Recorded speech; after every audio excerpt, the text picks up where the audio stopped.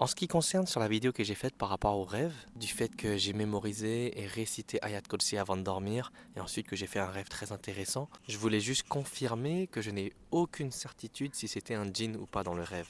Je sais que parfois les djinns peuvent prendre l'apparence des gens qu'on aime pour jouer avec nos émotions, et je sais aussi que les djinns ont également le libre arbitre, donc ils peuvent choisir de devenir musulmans, de se soumettre à Allah plutôt que à Shaitan.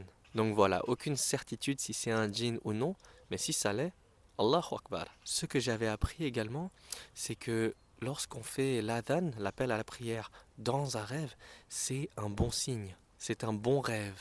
Et il n'y a pas de mal à partager un bon rêve tant que c'est fait pour éduquer. Si on partage le rêve pour partager un bon message, faire un bon rappel, il n'y a pas de mal, à condition bien sûr de dire la vérité et de ne pas le partager pour l'ostentation. Et donc, dans le rêve, en fait, je faisais l'appel à la prière, je faisais l'adhan. Et il y a un hadith authentique de quelqu'un, justement, qui a appris à faire l'adhan dans son rêve. C'est l'histoire de Abdullah ibn Zayd, qui, dans son rêve, avait vu un homme avec une cloche, et du coup, il voulait acheter cette cloche pour faire l'appel à la prière. Et l'homme lui dit plutôt, ne veux-tu pas que je t'enseigne plutôt quelque chose de meilleur? Et il accepta dans son rêve, et donc l'homme lui enseigna l'adhan, l'appel à la prière, juste avec la voix, sans cloche, sans quoi que ce soit. Et donc le lendemain matin, Abdullah alla voir le prophète Mohammed sallallahu alayhi wa sallam pour lui raconter son rêve. Et donc le prophète Mohammed sallallahu alayhi wa sallam lui a dit, c'est un vrai rêve. Lève-toi avec Bilal et enseigne-lui ce que tu as vu, ce que tu as appris,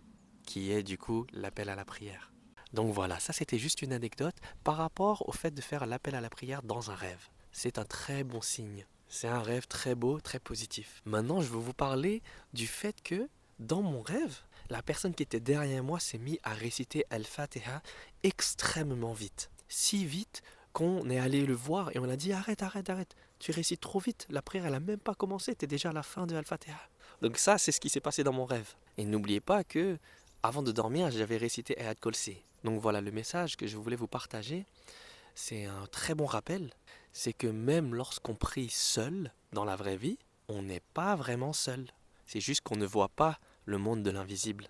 On ne voit pas les anges, on ne voit pas les djinns. Et il se peut qu'il y a des anges et des djinns qui prient avec nous lorsqu'on pense qu'on prie seul. Et donc, c'est vraiment très important que même lorsque tu es en train de prier seul, que tu le fasses avec concentration, avec calme, et que tu vas doucement. C'est pas parce que tu es seul que tu dois commencer à réciter très vite. Récite lentement, comme si tu étais imam pour un groupe de personnes que tu ne vois pas. Car Allah Azzawajal nous dit, en effet, je suis avec vous, j'entends et je vois. Donc, même lorsqu'on prie seul, il faut prier doucement, calmement, prendre son temps de se connecter avec Allah. Et Allah subhanahu wa ta'ala nous dit dans le Coran, dans Surat Al-Jinn, dit, il m'a été révélé qu'un groupe de djinns ont prêté l'oreille puis ont dit, nous avons certes entendu une récitation merveilleuse. Elle guide vers la droiture et nous y avons cru.